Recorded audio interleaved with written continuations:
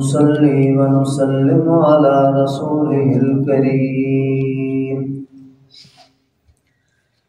أما بعد فأعوذ بالله من الشيطان الرجيم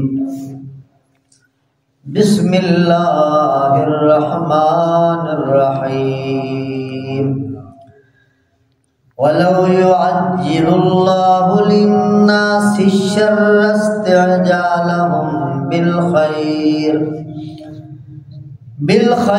لقضي إليهم أجلهم فنذر الذين لا يرجون لقاءنا في طغيانهم يعمهون۔ اگر اللہ سبحانہ و تعالی لوگوں کے نقصان دینے میں جلد بازی سے کام لیتے، جس طرح لوگ بھلائی اور خیر میں جلد بازی کرتے ہیں، تو ان کا کبھی کا فیصلہ ہو چکا ہوتا۔ بس ہم ڈھیل دیے جا رہے ہیں ان لوگوں کو جو ہماری ملاقات کا کھٹکا بھی نہیں رکھتے کہ اپنی سرکشی میں سرگرداں رہیں۔ وَإِذَا مَسَّ الْإِنسَانَ الضُّرُّ دَعَانَا لِجَنبِهِ أَوْ قَاعِدًا أَوْ قَائِمًا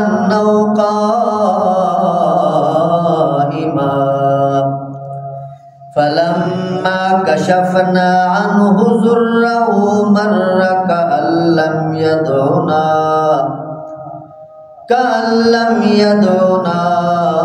إِلَى ضُرٍّ مَّسَّهُ كَذَلِكَ زُيِّنَ لِلْمُسْرِفِينَ مَا كَانُوا يَعْمَلُونَ۔ جب حضرت انسان کو کوئی مصیبت پہنچتی ہے تو پھر ہمارے دربار میں دعائیں مانگتا ہے، لیٹے بھی، بیٹھے بھی، کھڑے کھڑے بھی۔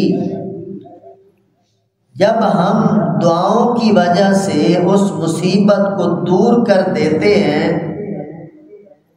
تو یہ پھر ایسے ہو جاتا ہے جیسا اس نے مصیبت کے وقت ہمیں پکارا ہی نہیں تھا۔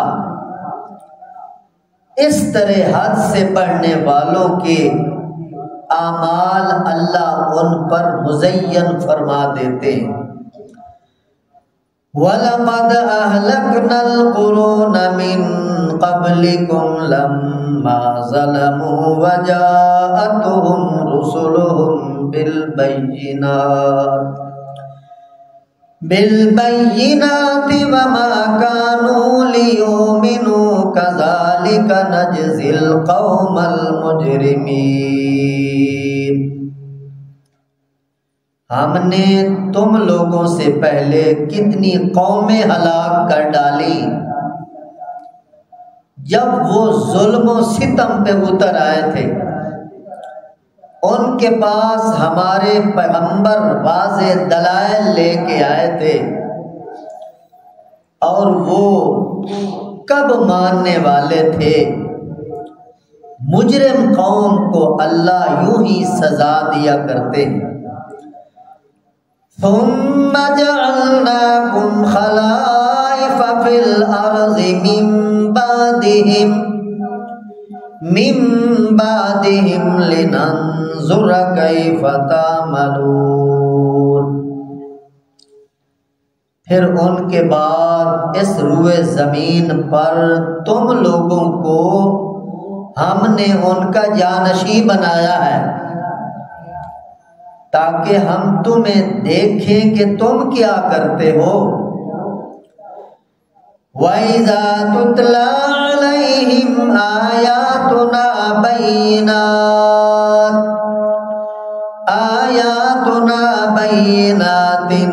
قَالَ الَّذِينَ يرجون لقاءنا بقرآن ائت بقرآن غير هذا أو بدل قل ما يكون لي أن أبدله من تلقاء نفسي إن أتبع إلا ما يوحى إلي إني أخاف إن عصيت ربي عذاب يوم عظيم۔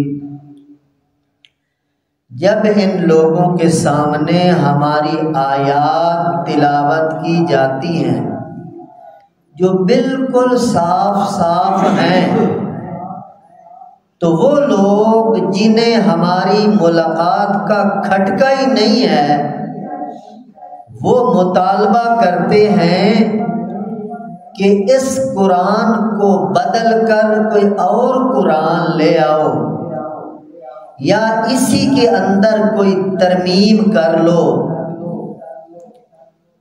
اے میرے حبیب، انہیں کہہ دو میرے اختیار میں یہ بات نہیں ہے کہ میں اپنی طرف سے اس میں رد و بدل کروں، ترمیم کروں۔ میں تو اس وحی کا تابع دار ہوں جو میری طرف بھیجی جاتی ہے۔ اگر میں خدا نہ خواستہ رد و بدل کا سوچوں تو مجھے بڑے دن کے عذاب سے اپنے رب سے ڈر لگتا ہے۔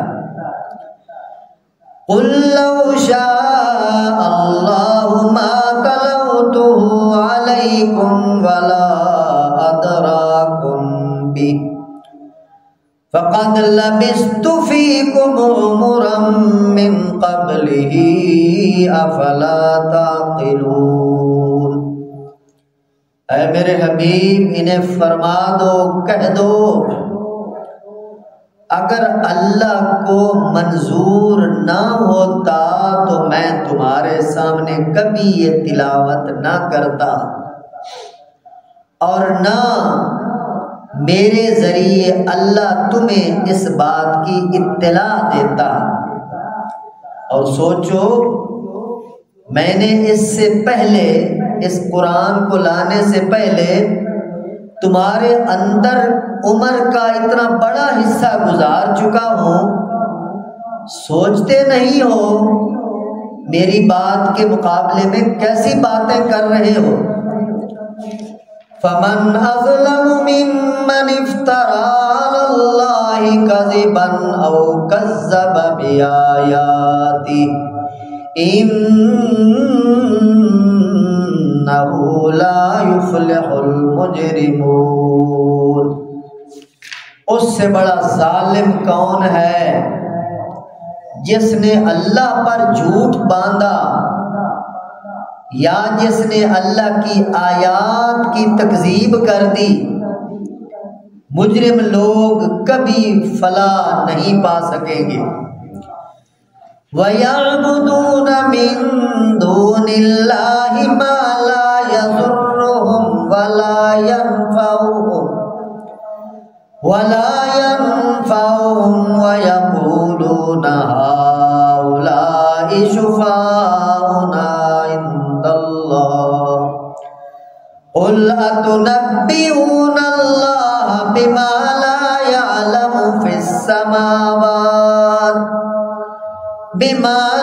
يَعْلَمُ فِي السَّمَاوَاتِ وَلَا فِي الْأَرْضِ سُبْحَانَهُ وَتَعَالَىٰ عَمَّا يُشْرِكُونَ۔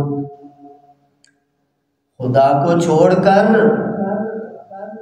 یہ مشرک ان کی بندگی میں لگے ہوئے ہیں جو نہ ان کو نقصان دے سکتے ہیں نہ انہیں کوئی نفع دے سکتے ہیں۔ اور مشرک لوگوں کا عقیدہ یہ ہے، یہ کہتے ہیں کہ اللہ کے ہاں یہ بت ہماری سفارش کریں گے۔ اے میرے حبیب، انہیں کہہ دو کیا تم اللہ کو خبر دے رہے ہو اس بات کی جس کو اللہ نہ آسمانوں میں جانتا ہے نہ زمین میں جانتا ہے؟ وہ تو پاک ذات ہے، بلند و بالا ہے اس شرک سے جو یہ مشرک لوگ کر رہے ہیں۔ وَمَا كَانَ النَّاسُ إِلَّا أُمَّةً وَاحِدَةً فَاخْتَلَفُوا وَلَوْلَا كَلِمَةٌ سَبَقَتْ مِنْ رَبِّكَ لَقُضِيَ بَيْنَهُمْ فِيمَا فِيهِ يَخْتَلِفُونَ۔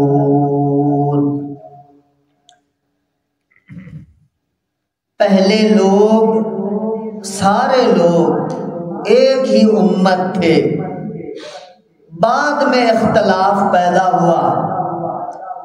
اگر آپ کے رب کا ایک فیصلہ نہ ہو چکا ہوتا تو یہ لوگ جس چیز میں اختلاف کر رہے ہیں اسی دنیا کے اندر ان کا فیصلہ کر دیا جاتا۔ وَيَقُولُونَ لَوْلَا أُنزِلَ عَلَيْهِ آيَةٌ مِّن رَّبِّهِ فَقُلْ إِنَّمَا الْغَيْبُ لِلَّهِ فَانتَظِرُوا إِنِّي مَعَكُم مِّنَ الْمُنتَظِرِينَ۔ یہ کافر لوگ کہتے ہیں کہ اس محمد پر صلی اللہ علیہ وسلم اس کے رب کی طرف سے ہمارا کوئی فرمائشی معجزہ کیوں نہیں نازل ہو رہا؟ اے میرے حبیب انہیں کہہ دو کہ غیب کا علم صرف اللہ ہی کے پاس ہے، پس تم بھی انتظار کرو، میں بھی تمہارے ساتھ انتظار کر رہا۔ درود پاک پڑھیے۔ سبحان اللہ۔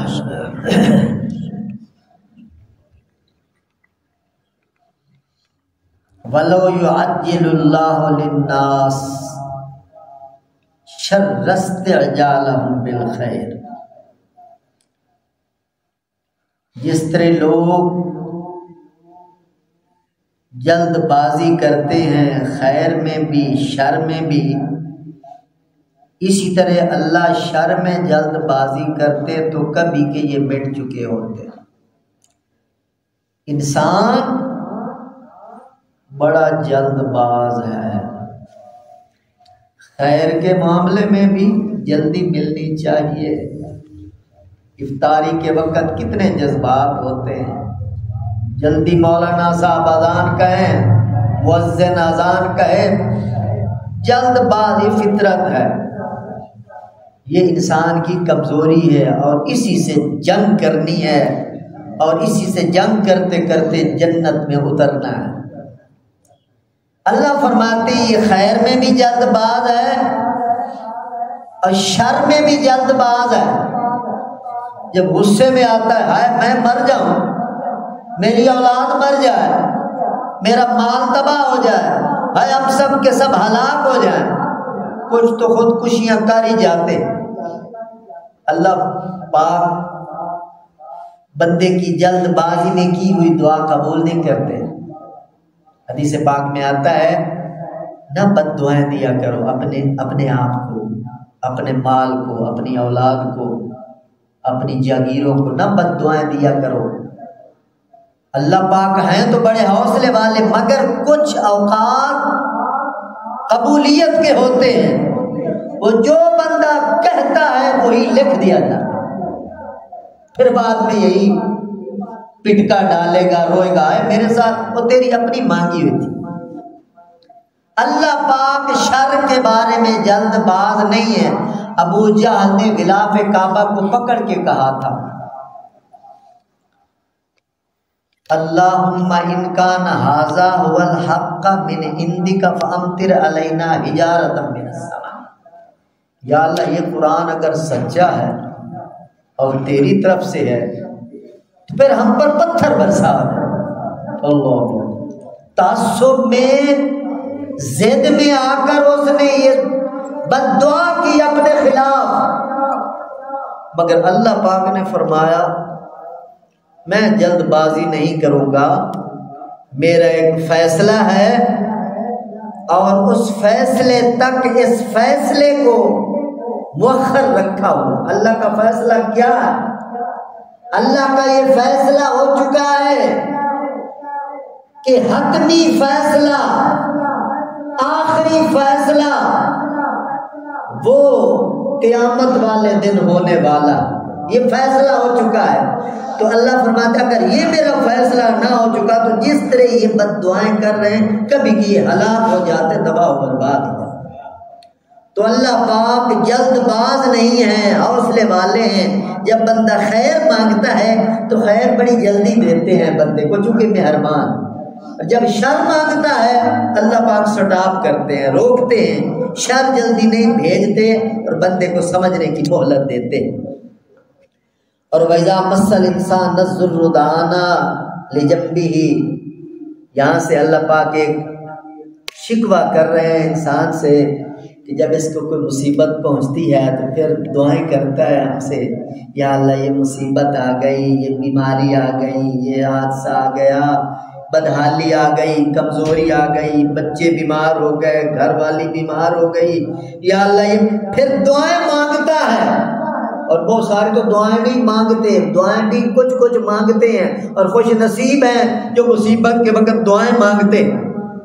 تو دعائیں مانگتا ہے بندہ، لمبی لمبی دعائیں، مگر جب ہم فلما کشفنا عنہ ضرہ، جب اس مصیبت کو اس سے دور کرتے ہیں، مرہ کألم یدعونا الی ضر مسہ، پھر یوں ہو جاتا ہے جیسے کبھی اس نے ہمیں بلایا ہی نہیں تھا، ایسا لاپرواہ ہو جاتا ہے، کبھی اس نے کوئی دعا ہی نہیں کی تھی، ہمارے سامنے حاجت نہیں پیش کی تھی، یوں لاپرواہ ہو کر پھر آکڑ تاکڑ کے ساتھ دنیا میں چلتا ہے۔ اللہ فرماتے ہیں ایسے بدبختوں کے اعمال ہم ان پر مزین کر دیتے ہیں، برے اعمال کرتے کرتے اخیر میں اپنے بد انجامی کے ساتھ دنیا سے رخصت ہو جاتے ہیں۔ وَلَقَدْ أَهْلَكْنَا الْقُرُونَ مِنْ قَبْلِكُمْ لَمَّا ظَلَمُوا، اللہ فرما رہے ہیں کہ چونکہ پہلا خطاب مشرکین مکہ کو تھا، ان کے بعد پھر اگلی نسل کو، پھر اگلی نسل کو، 1400 سال بعد یہ خطاب اب ہمارے سامنے آ رہا ہے۔ اللہ فرمائے اہلکنا القرون من قبلکم، او مکہ والو کچھ ہوش سے کام لو، نہ میرے نبی کی مخالفت کرو، نہ میرے قرآن کی مخالفت کرو۔ تم سے پہلے مخالفت کرنے والوں کا کیا انجام ہوا ہے ذرا سوچو، اور تمہارے اندر وہ قوم عاد اور قوم سمود کے قصے چلتے رہتے، وہ قومیں برباد ہو گئی تھی، بڑا عروج تھا، بڑا کمال تھا، ان کا سکہ چلتا تھا، ان کے اقتدار چلتے تھے، ان کی حکومتیں چلتی تھی، مگر لما ظلموا، جب وہ ظلم پہ اترے، جب بدماشی پہ اترے، جب حدود کراس کرنے لگے، جب بغاوت پہ اتر آئے، میرے محترم دوستو اللہ بڑی حد تک حوصلہ کرتا ہے، مگر جب انسان حدوں کو کراس کر جاتا ہے پھر اللہ انسان کی ڈوری کھینچتا ہے، ہر کمال کو زوال ہے۔ تو اللہ فرما رہے ہیں ہم نے ان کے تاج اچھال دیے، ان کے تخت گرا دیے، ان کی حکومتیں چھین لی اور ان کو زیر و زبر کر ڈالا، اور ان کے چلے جانے کے بعد اے مشرکین مکہ ثم جعلناکم خلائف فی الارض من بعدہم، اب اس دنیا میں تم لوگ ان کی جانشین بنے ہو۔ ذرا ہوش کے ساتھ اس زمین پہ چلنا، کیونکہ اسی زمین پر بڑے بڑے آکڑ خانوں کو اللہ پاک نے الٹا کے رکھ دیا ہے، تو اب تمہارا امتحان چل رہا ہے، لننظر کیف تعملون، اللہ دیکھنا چاہتے ہیں کہ تم کیا کرتے ہو۔ ہر بندے کو اللہ مہلت دے رہا ہے، وقت دے رہا ہے، ہم میں سے ہر ایک کو لننظر کیف تعملون، اللہ دیکھ یہ کیا کرتا ہے، جو چھپ کر تو کرتا ہے اہل جہاں سے، کوئی دیکھتا ہے تجھے آسمان سے۔ اپنے آپ کو دھوکہ نہ دینا تو میں تو 7 پردوں میں بیٹھا ہوں، اندر بدماشیاں کر رہا ہوں یا موبائل پر جو کچھ دیکھ رہا ہوں، مجھے کوئی دیکھنے والا نہیں، اور دیکھنے والا 700 پردوں کے پیچھے بھی تمہیں دیکھ رہا ہے۔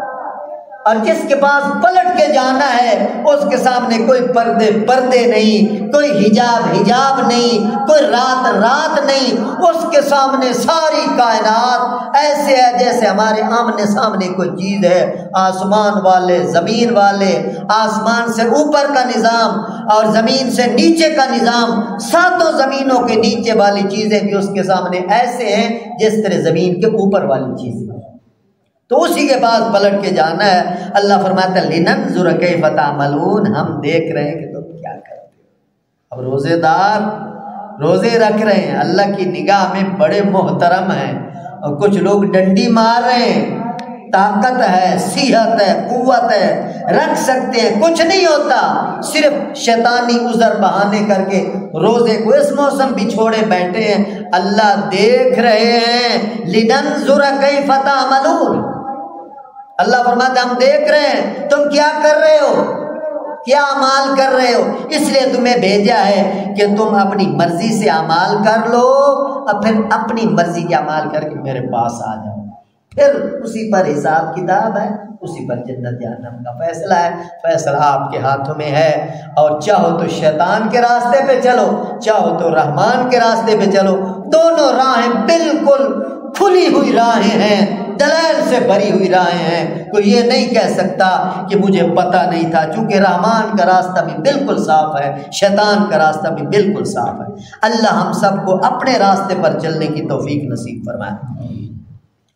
وَإِذَا تُتْلَىٰ عَلَيْهِمْ آيَاتُنَا بَيِّنَاتٍ، جب حضور علیہ السلام نے یہ قرآن مشرکین مکہ کو سنایا، آیات کی تلاوت کر کے سنائی، تو وہ لوگ جن کے اندر چور تھا، جو اندر کے بے ایمان تھے، متعصب تھے، ضدی تھے، ہر درم تھے، باپ دادے کے غلط دین پر اٹکے ہوئے تھے، وہ حضور علیہ السلام کو کہنے لگے کہ جناب یہ قرآن جس میں لات، منات، عزا ہمارے بتوں کی تردید آ رہی ہے، یہ قرآن ہمیں نہیں چاہیے، آپ ایسے کریں اس قرآن کو لے جائیں، اس کی جگہ کوئی اور قرآن لیں، یا کم از کم وہ آیات جن کے اندر ہمارے بتوں کی تردید ہے، ہمارے خداؤں کی تردید ہے، وہ آیات بدل کر ان کی جگہ وہ آیات لے آئیں جو ہمارے عقیدے اور نظریے کے مطابق۔ علماء نے یہاں پہ لکھا ہے کہ یہ بات انہوں نے 2 وجہ سے کہی تھی، یا تو حضور علیہ السلام سے انہوں نے مذاق کیا تھا، تمسخر کیا تھا کہ لے جاؤ جی کوئی اور لے آؤ، یا اس بات میں وہ حضور علیہ السلام کا امتحان لینا چاہتے تھے، کیونکہ ان کا الزام تھا کہ حضور علیہ السلام نے اپنی طرف سے بنا کر گھڑ کر یہ کلام پیش کیا، تو انہوں نے چونکہ مشرکین بڑے دماغ والے، بڑے فصیح بلیغ لوگ تھے، انہوں نے مشورہ کیا کہ اگر ہمارے مطالبے پر یہ نیا کلام بنا کے لے آتا ہے تو پھر تو پکی بات ہے یہ بھی اپنی طرف سے ہی بنا کے لے آئے، اگر نہیں لاتے تو پھر دلیل ہے کہ یہ کلام الہی۔ تو حضور علیہ السلام کے سامنے جب یہ بات پیش کی تو اللہ پاک نے نبی علیہ السلام کو فرمایا انہیں 2 ٹوک کہہ دو، قل اعلان کرو، ما یکون لی ان ابدلہ من تلقاء نفسی، میرے اختیار میں نہیں کہ میں اس قرآن میں رد و بدل کروں۔ اللہ ان کی نفسیات کو جانتے تھے، ان کی دل کی باتوں کو جانتے تھے، کیا کیا اندر میرے نبی کے خلاف خباثتیں لیے بیٹھے ہیں۔ اللہ نے کہہ دو میرے اختیار میں کچھ نہیں، یا خدا کی مرضی چل رہی ہے، خدا کا نظام چل رہا ہے، خدا کا قرآن چل رہا ہے، خدا کا کلام چل رہا ہے، میں اپنی مرضی سے رد و بدل نہیں کر سکتا، میں تو بس اتنا پابند ہوں، ان اتبع الا ما یوحی الی، جو وہی میری طرف آتی ہے میں تو اسی کا تابع دار ہوں، باقی اگر خدا نہ خواستہ تمہاری بات کو میں نے مان لیا انی اخاف ان عصیت ربی عذاب یوم عظیم، تو پھر میں محمد کو رب کے بڑے دن کے عذاب کا ڈر لگ رہا ہے۔ تم تو مجھے عذاب میں دھکیلنا چاہتے ہو، میں کون ہوں اس رب کی مخالفت کر کے اس کے مد مقابل اپنا کلام پیش کروں؟ میں تو تابعدار ہوں، اللہ کا فرما بردار ہوں، جس طرح خدا کہتا چلا جاتا ہے میں کرتا چلا جاتا ہوں۔ اور پھر اللہ نے فرمایا میرے حبیب نے یہ بھی کہہ دو کہ اگر اللہ کو منظور نہ ہوتا تو میں آپ کے سامنے یہ قرآن نہ پڑھتا، آپ کو اطلاع نہ دیتا، آپ کو علمی باتیں نہ کرتا۔ یہ اللہ کو منظور تھا، اللہ کا فیصلہ تھا، اور اللہ نے خیر کا فیصلہ کیا ہے۔ قرآن نازل کر کے، اپنا کلام نازل کر کے تمہیں خیر دینا چاہتے ہیں، اور تم بدبخت لوگوں اس بات کو سمجھتے نہیں ہو۔ اور دوسری بات، تم مجھے تانے دیتے ہو کہ اپنی طرف سے بنا کے لے آئے ہیں۔ اب ذرا عقل سے کام لو۔ لبثت فیکم عمرا من قبلہ افلا تعقلون، میں 40 سال تمہارے اندر رہا، یہیں پیدا ہوا، یہیں میرا بچپن گزرا، یہیں میرا لڑکپن گزرا، یہیں میری جوانی تمہارے سامنے ہے۔ 40 سال تک لبثت فیکم عمرا من قبلہ، اس کلام سے پہلے 40 سال کا عرصہ تمہارے اندر رہا ہوں۔ کبھی مجھے دیکھا ہے جھوٹ بولتے ہو، کبھی مجھے دیکھا ہے بددیانتی کرتے ہوئے، بلکہ تم تو میری زندگی کو دیکھ کر مجھے امین کہتے ہو، مجھے صادق کہتے ہو۔ صادق اور امین کا لقب تم لوگوں نے دیا ہے، میں نے کبھی زندگی میں جھوٹ نہیں بولا۔ اب 40 سال کے بعد معاذ اللہ جھوٹ بولنا بھی تو خدا پر بول دیا۔ یار کیسی بات کرتے ہو؟ فلا تعقلون، تمہارے اندر عقل نہیں ہے، سوچتے نہیں ہو۔ ایک بندہ 40 سال تک سچ سچ سچ، امانت امانت امانت، دیانت دیانت دیانت، شرافت صداقت کا پیکر ہے وہ انسان، اور 40 سال کے بعد یکدم اسے کیا ہو جاتا؟ یہ بات عقل بھی تسلیم نہیں کرتا۔ تو اللہ پاک نے اپنے پیغمبر کے ذریعے بات کہلوائی کہ میری خود زندگی چیلنج ہے تمہارے سامنے، جب میری زندگی پر تم انگلی نہیں اٹھا سکتے ہو تو قرآن پر بھی تم انگلی نہیں اٹھا سکتے۔ فمن اظلم ممن افترى علی اللہ، اس سے بڑا ظالم کون ہے جو اللہ پر جھوٹ باندھے یا اللہ کی آیات کی تکذیب کرے۔ لا یفلح المجرمون، ایسے مجرم کبھی کامیاب نہیں ہو سکتے۔ جو بد نیت، بد کردار اور بد سیرت لوگ، بد چلن لوگ ہوتے ہیں، وقتی طور پر کچھ انہیں کامیابی ہو جاتی ہے، وہ بھی ان کے اپنے خیالات میں، یہ ہماری واہ واہ ہو گئی، طاقت پر اپنی قوت کے زور پر ہم نے اپنی غلط بات بھی منوا لی اور لوگ سہم گئے، چپ ہو گئے، ہمارا نظام چل رہا ہے، ہمارے نعرے لگ رہے ہیں۔ وقتی طور پر اللہ مہلت اور ڈھیل دے دیتا ہے، مگر انجام کار انہ لا یفلح المجرمون، یہ بات پتھر پہ لکیر ہے، مجرم کبھی کامیاب نہیں ہوں گے۔ بد نیت، بد عقیدہ، بد کردار، بد سیرت لوگ کبھی کامیاب نہیں ہوں گے۔ یہ بات دل کی تختی پہ اچھی طرح لکھ لو، وقتی طور پر واہ واہ ہو جائے گی، اور اس واہ واہ کے نیچے اتنا بڑا شر چھپا ہوا ہے، اتنا بڑا سانپ بیٹھا ہے، بس مرنے کی دیر ہے، پتہ چلے گا کہ میں نے کیا کیا اور میرے ساتھ کیا ہو گیا۔ اللہ ہم سب کی حفاظت فرمائے۔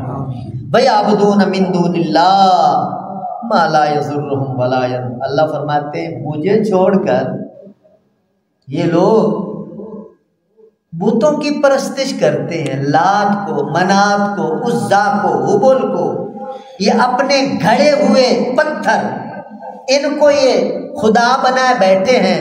اللہ فرماتے ہیں لا یضرهم ولا ينفعهم، یہ پتھر نہ ان کو کوئی نفع دے سکتا، نہ ان کو کوئی نقصان دے سکتا۔ خدا تو وہ ہوتا ہے جو سزا دینے پر بھی قادر ہو، جزا دینے پر بھی قادر ہو۔ یہ پتھر ہیں اور یہ چاہے تو ادھر الٹا دیں، چاہے تو ادھر الٹا دیں، چاہے تو یہاں رکھیں چاہے تو وہاں رکھیں، وہ تو محتاج ہے۔ تو کیسے ان محتاجوں کو ان کا مختار سمجھ لیا، اور پھر بدبخت بد عقیدہ لوگ کہتے ہیں ہؤلاء شفاؤنا عند اللہ، اللہ کے یہاں یہ ہماری سفارش کریں۔ کتنے بے وقوف لوگ ہیں۔ قل اتنبئون اللہ، اے میرے حبیبی نے کہہ دو کیا تم اللہ کو خبر دے رہے ہو؟ اللہ کو خبر دے رہے ہو کہ یہ کوئی خدا یہ بھی ہیں؟ جی اللہ کے یہاں اللہ کو تو پتہ نہیں ہے، آسمانوں میں زمین میں ظاہر ہے اگر یہ چیز حقیقتاً ہوتی تو اللہ کو ضرور پتہ ہوتا، تو اللہ کا علم نہ ہونا یہ دلیل ہے اس بات کی کہ تمہاری من گھڑت چیزیں ہیں، ان کا حقیقت سے کوئی تعلق نہیں۔ سبحانہ و تعالی عما یشرکون، اللہ کی پاک ذات ہے اور بلند و بالا ہے اس شرک سے جو یہ لوگ کر رہے ہیں۔ وما کان الناس الا امۃ واحدہ، سارے لوگ پہلے ایک ہی امت تھے، بعد میں اختلاف ہوا۔ علماء نے لکھا ہے کہ نوح علیہ السلام کے دور تک لوگ ایک ملت، ایک مذہب، ایک مسلک توحید پر تھے، اور نوح علیہ السلام کے دور میں پھر اختلاف ہوا، لوگوں نے بت بنائے اور بناوٹی خدا بنائے، اور فاختلفوا، پھر اس کے بعد اختلاف ہی اختلاف ہیں۔ ولولا کلمۃ سبقت من ربک لقضی بینہم، اللہ فرماتے ہیں اگر میرا یہ فیصلہ نہ ہو چکا ہوتا، جو ابھی میں نے بات عرض کی ہے کہ فیصلہ یہ ہو چکا ہے کہ فیصلہ قیامت والے دن ہوگا، یہ اللہ کا فیصلہ ہے کہ دنیا میں کلی طور پر قطعی طور پر آخری فیصلہ کسی کو نہیں سنانا، یہ قیامت والے دن ہوگا۔ اللہ فرماتے ہیں اگر یہ فیصلہ نہ ہو چکا ہوتا، جس طرح کی عادات اور ان کی بدتمیزیاں ہیں اسی دنیا کے اندر لقضی بینہم، ان کا فیصلہ کر دیا جاتا ہے، ان کو ہلاک کر دیا جاتا ہے۔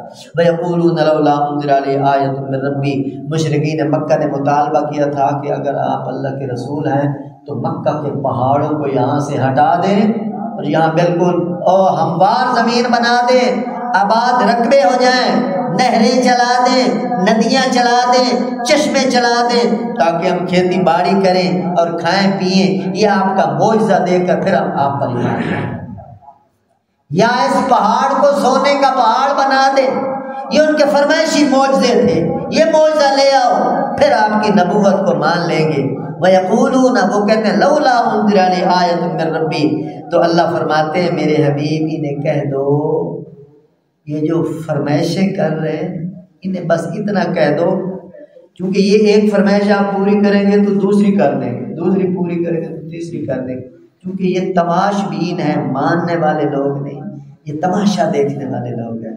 بس میرے حبیب ان تماشائیوں کو اتنا کہہ دو کہ فَقُلْ إِنَّمَا الْغَيْبُ لِلَّهِ، غیب کا علم اللہ کے پاس ہے، غیب کی طاقت اللہ کے پاس ہے، میں بے اختیار ہوں، بس مجھے جو رب دیتا ہے میں وہ آپ کو بتا دیتا ہوں، باقی انما الغیب للہ، باقی تم لوگ بڑی بڑی باتیں کر رہے ہو، چھوٹے منہ اور بڑی باتیں، تو باقی اللہ کا فیصلہ اب آنے والا ہے، فانتظروا انی معکم من المنتظرین، بس آخری فیصلے کا تم بھی انتظار کرو، میں بھی انتظار کروں۔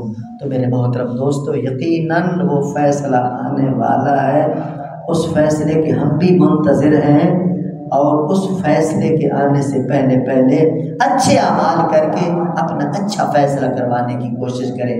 اللہ پاک مجھے اور آپ سب کو اپنی پاکیزہ ہدایات کے مطابق عملی زندگی نصیب فرمائے۔ وما علینا الا البلاغ المبین۔ الحمدللہ رب العالمین والعاقبۃ للمتقین والصلاۃ والسلام علی سید الانبیاء والمرسلین۔